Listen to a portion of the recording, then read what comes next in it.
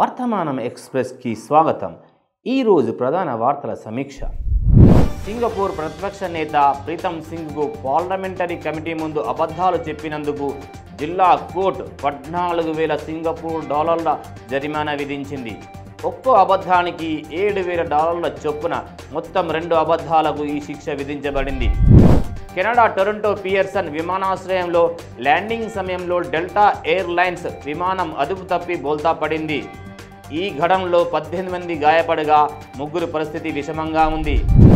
America అధ్యక్షుడు Donald Trump ఉక్రెయిన్లోని అరుదైన ఖనిజాలు వెలికి తీసేందుకు $500 బిలియన్ డీల్ ప్రతిపాదించారు. కానీ ఉక్రెయిన్ అధ్యక్షుడు జెలెన్స్కీ ఈ ఆఫర్ను తిరస్కరించారు. సిఈసిగా జ్ఞానేష్ కుమార్ను అర్ధరాత్రి నియమించడంపై రాహుల్ గాంధీ తీవ్ర విమర్శలు చేశారు.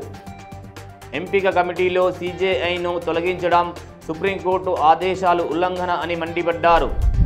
తెలంగాణ కులగణనకు భారతీయ జనతా పార్టీ అనుకూలమని ఈటెల రాజేందర్ తెలిపారు. రాష్ట్రంలో బీసీల జనాభా ఎందుకు తగ్గిందో సీఎం రేవంత్ రెడ్డి చెప్పాలని ఆయన డిమాండ్ చేశారు.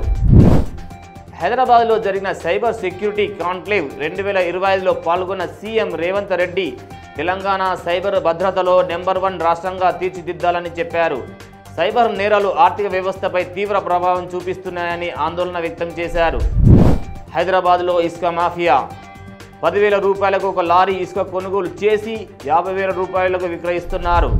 హైడ్రా హెచ్చరిక, ప్రజలకు అనుమతి లేని లేఅవుట్లలో ఫ్లాట్లు కొనకుండా జాగ్రత్తగా ఉండాలని హైడ్రా కమిషనర్ ఏవి రంగనాథ్ తెలిపారు.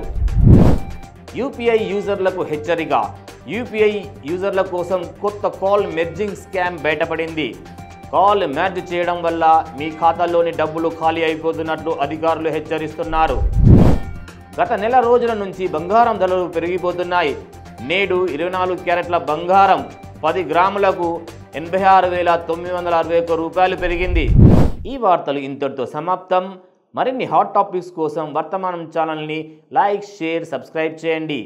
ధన్యవాదాలు.